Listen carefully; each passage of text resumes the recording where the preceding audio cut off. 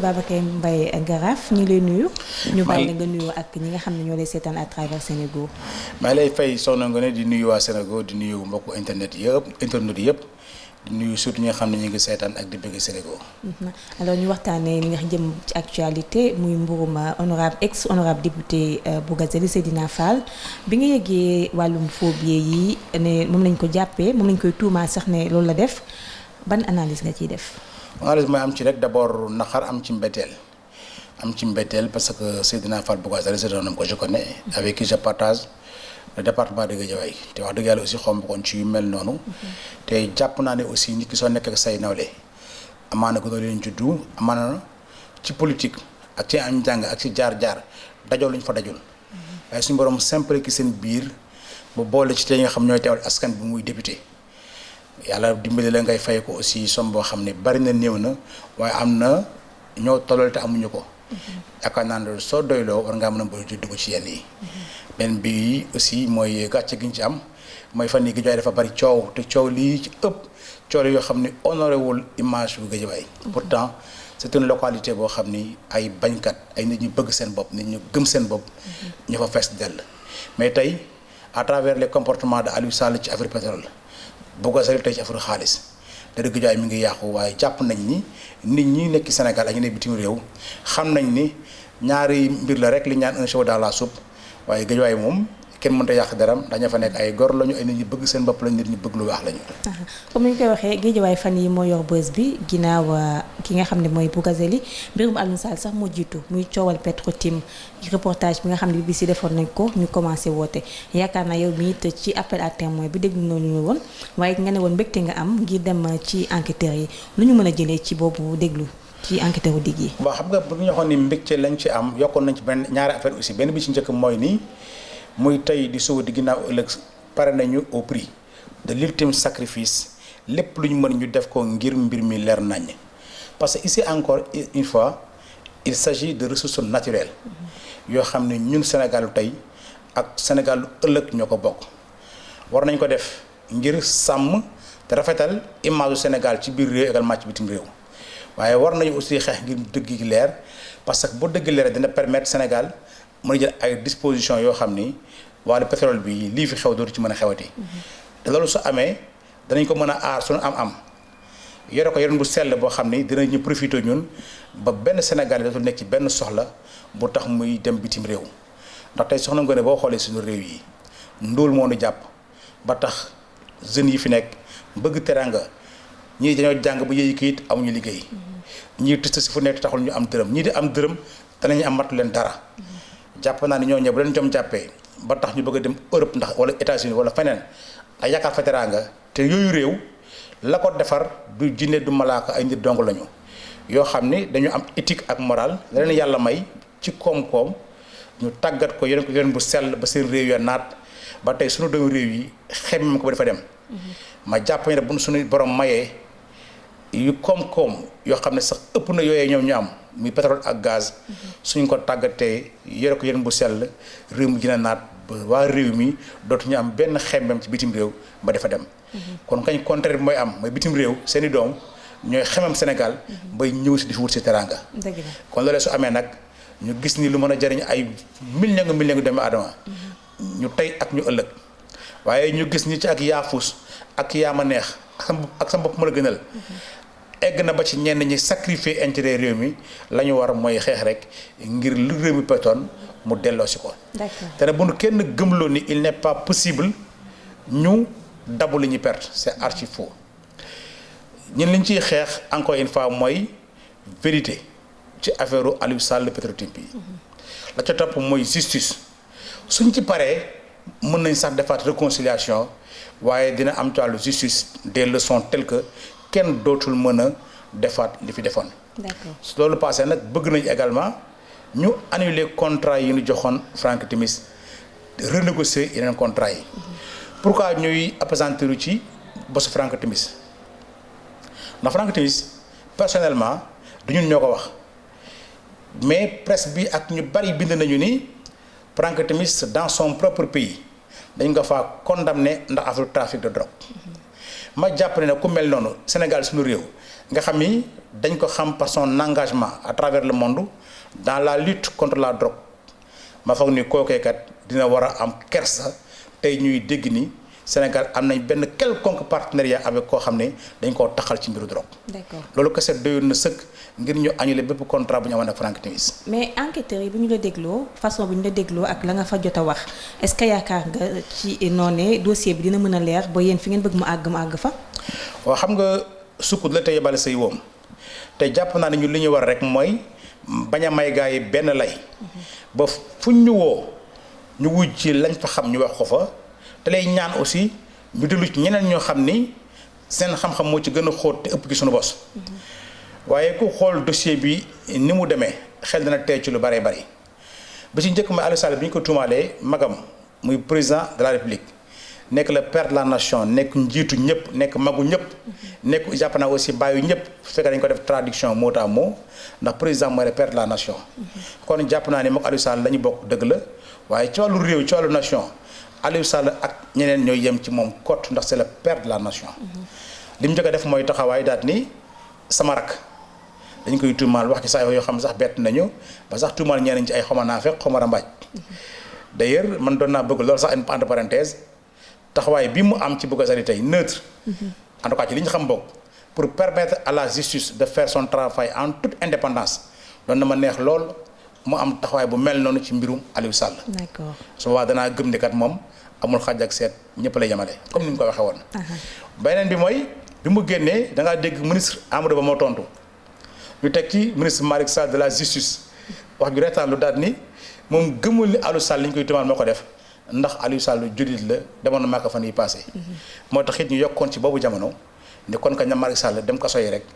képp ku nu woo nga nekk jullit. maa nga mos a dem Màkka ñu bàyyi la nga dem ñibbi. waaye loolu c'est un autre débat. ñu gis également waa APR cadre APR femme APR jeune APR. association des xamalan ku nekk jóg mel ni toute la terre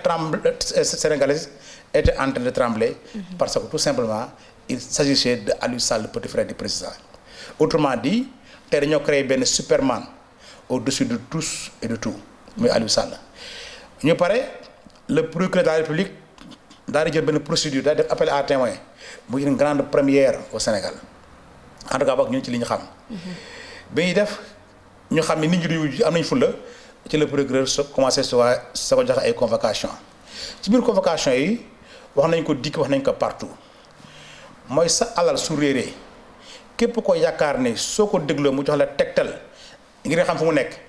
jaadu na nga déglu kooku rawatina nag. ñoo xam ne lañ ca xam bari na moo tax ñun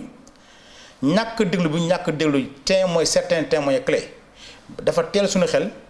tey ragalloo ñu ne mbir yi du mujj fenn. d'accord ci yooyu témoins clés dama ciy lim souvent le président Abdoulaye Wade ndax bu ñu fàtte ne président Abdoulaye Wade moo jiite woon Sénégal. mais est-ce que président Abdoulaye il est en mesure d'apporter des preuves puisque vu son âge ak li nga xam ne doomu tàkk yi nga xam ne yoroon na ko fi. waaw mais Abdoulaye Wade vu son âge moo tax mu ko xeexal Sénégal. Abdoulaye Wade nee na màgget ak mag bokkul dëgg la. Abdoulaye Wade nee na liggéeyal sa réew amul âge ndax liggéeyal réewam di défendre intérêt réew moo tax chaque fois nga dégg mu nekk au devant de la scène ba nanguwul sax dem noppalu ko ji kooku def naa Sénégal gépp ko amal njukkal tey. Abdoulaye Wade défendre ay intérêt Sénégal moo taxoon bi ñoom Aliou Sall ak ñoom Macky Sall saxee contrat bi moom mu taxaw dénoncé ko. révélé ko au grand public ba ànd sax nit ñi ci ñaxtu ak ay manifestation ma jàpp ni ku ko déglu dana ci wax lu am solo lool loo xam dana mën a jëriñ enquêteurs yi. ku ci mel ni Karim Wade aussi man waxuma ko mais Franck Timis moom moo ne à travers la presse sénégalaise lire naa ko ci certains journaux mu ne Karim Wade dafa ko doon dawloo bugul woon a signé contrat bi ma foog ne kookee suñ ko woowee dana wax lam ci gisoon te mu nekk loraanga ci réew mi ak lam ci gisoon te xam ne amul njariñ ci réew mi ba tax mbañeen koo signé. ku ci mel ni aussi Baba Aïdara nga xam dafa nekk un journaliste d'investigation gëstu ci lu bëree bëri ba sax mu jaral ko ay nit di ko woo di ko menacé di ko xas di ko saaga waaye bëgg réewam tax mu continuer investigation dem ci fu bëri ma jàpp ni également ku ko déglu di nga ci xam lu am solo. parce que soxna nga ne gis nga tey alal su réeree ñu di ko jeex bépp loxo boo xam ne yaakaar nañ ne barke na su bokk ci jeex mi mu feeñ rek waruñu koo négliger. d'accord. Nafi Ngom Keïta bu ñu fàtte ni dama koy citer chaque fois. parce que bi président Macky Sall di arrivé au pouvoir en 2012 mu sant waa IGE nañu gëstu mbirum Petro-Tim bi boobu jamono Nafi Ngom Keïta mi ngi woon IGE. yàlla def mu jóge fa président Macky Sall fal ko OFNAC mu jiite OFNAC ñun bi ñuy déposé plainte à l'OFNAC mais Nafi Ngom Keïta moo nekk président OFNAC kon moom ak équipe am may seere ni liggéey nañ liggéey bu mucc ayib enquête nañu biir réew enquête nañ bitim réew. koo kay ku ko déglu dana la wax la enquête ba jur moo tax nous continuons aujourd'hui plus que jamais à exiger la publication du rapport de l'enquête menée par madame Nafi Ngom Keïta. d'accord. waaye defuñu loolu ñoom dañ ko faa bàyyi dem di déglu ji ay ñoo xam ni dañu fay taxaw sax mel ni dañuy faral xam nga la ñaan la fa ñu moom dañuy baal ci kàddu gi borom mbaam lay faral. wax tamit ni mbaam moom wax dëgg yàlla nag def naa ni tan lay faral ndax moom lay jariñoo dégg naa ci ñeneen ñoo xam bu ñu defee sotti dañuy taxaw naan way ñuy wax ci mbiri xamuñu si dara ñi xam waxuñu ñi xamul ñooy wax waaye ñi xam bu fekkee ñoo gën a tax gën a luubal ñi tumaal tey kenn soxlawul seen i kàddu parce que la encore une fois la fa borom mbaam lay faral. d'accord. mu am kenn ci ñoom aussi gis naa fan yi passé woo nañ ko muy Souleymane Ndéné Ndiaye dem na sax ba ni wuy jiwul. waaw moom wuy jiwul parce que nee nañu ñoom boobu du ñoom ñoo ko war a convoqué ngir wuy ndax dafa am ndombal tànk moo xam moom avocat la woon. waaw xam nga Souleymane Ndéné Ndiaye avocat la. ndombal tànk bu mu mënti am Sénégal moo ko jox Sénégal la koy jariñoo Sénégal la ci war a jariñ te mu foog nga tey bu Sénégal yi tollee fii ñëpp di xaar mbir mi leer parce que da leen na ñor parce que encore une fois il s'agit de biens appartenant à tout le monde. ressources yoo xam ne réew mi ñëpp ñoo ko bokk. réew mi ñëpp tey ñëpp jaaxle ñëpp di concourir pour lan la manifestation de la vérité foog naa ni ku ci xam dara même suñu la woowul sax dangaa war a dem wax ci la nga ca xam waaye rawatina ku ci xam dara. loo ciy teg comme tontu mooy lan damaa am ndombay tànk damaa nekkoon premier ministre. waaye ma ni bee boo Souleymane Ndéné Ndiaye nekkoon sax ancien préfet wala ancien dieu waaye li am solo mooy réew mi su fekkee jox na leen cër boobu respect bu am ci réew mi waroon naa mën a tax su ko réew mi woowee mu ji leen. ma doon xaar nag ci président Macky Sall au moins jël ci ay sanctions waaye dans la mesure où qui ne dit rien consent kon tey mel na ni président Macky Sall kat moo d'accord ci ay nit di toroxal di ñàkk worma juge yi di ñàkk worma justice ndax ku toll ni doyen des juges su fekkee woo na Souleymane Ndéné Ndiaye di am lu muy gëstu dama jàpp ne Souleymane Ndéné Ndiaye dafa war na wane la bon exemple parce que tey ji bokk na ci ñi yore réew mi bokk na ci ñi yore réew mi démb kon tey bu fekkee ne Macky Sall gis na ni Souleymane Ndéné Ndiaye ak ñu mel ni moom ñu ngi néewal doole ñu ngi toroxal ñu ngi ñàkk affaire ñu ngi ñàkk war ma sunu justice waroon naa jël ay sanctions waaye nag bettu ma parce que gis naa ni dafa mel ni président Macky Sall moom daf ko neex ci ay nitam di toroxal justice bi soo ko fàttali ko ministre Moustapha Diop waa Cour des comptes dañ faa dem di def seen liggéey mu toroxal leen bañ ñu tot xas leen xas yoo xam ne kenn mësu leen koo wax dara fekk ko ci au contraire dafa am promotion. Le ministre Serigne Mbaye Thiam yéen ñëpp yéen a ngi fàttaliku coow li mu amoon ak élèves maîtres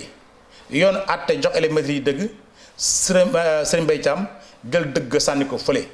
dara fekk ko ci au contraire dafa am promotion. ñu gis également Farba Ngom yéen ñëpp toog ngeen ci réew moo xam ne dañ am na démocratie réew moo xam ne dañuy prôner bonne gouvernance réew moo xam ne dañuy xeex guerre mu taxaw wax ne ànd naa ak benn ministre. tudd turu ministre ba dañu demoon seeti ab mu defar mu jox ñu ay pot de vin dara fekk ko ci. kon daal da nga bëgg wax ne Macky Sall njabootam daf leen di làq bu dee keneen la nag moom mu génnee daal yet doo ko. bu leen làqoon rek yem ci du garaw ba leen làq ba pare ne autorisé leen à ce que sax ñuy toroxal suñu justice bi. te gis nga am réew pouvoir yëpp mën nañoo naax saay du ko teree doon réew exécutif mën naa bañ a fonctionner bu baax du yàq dara ci réew ma. Assemblée nationale comme c'est le cas. mën naa bañ a fonctionner normalement du yàq dara ci réew mi mais le pouvoir judiciaire nga xam ne dafay nekkal ñëpp war a arrêter pouvoir yi bu fekkee dafa naax saay tous les citoyens sont en danger la muy jur mooy citoyens yi commencent à perdre confiance en leur justice et là nag bonjour l'anarchie ndax jungle mooy daal di am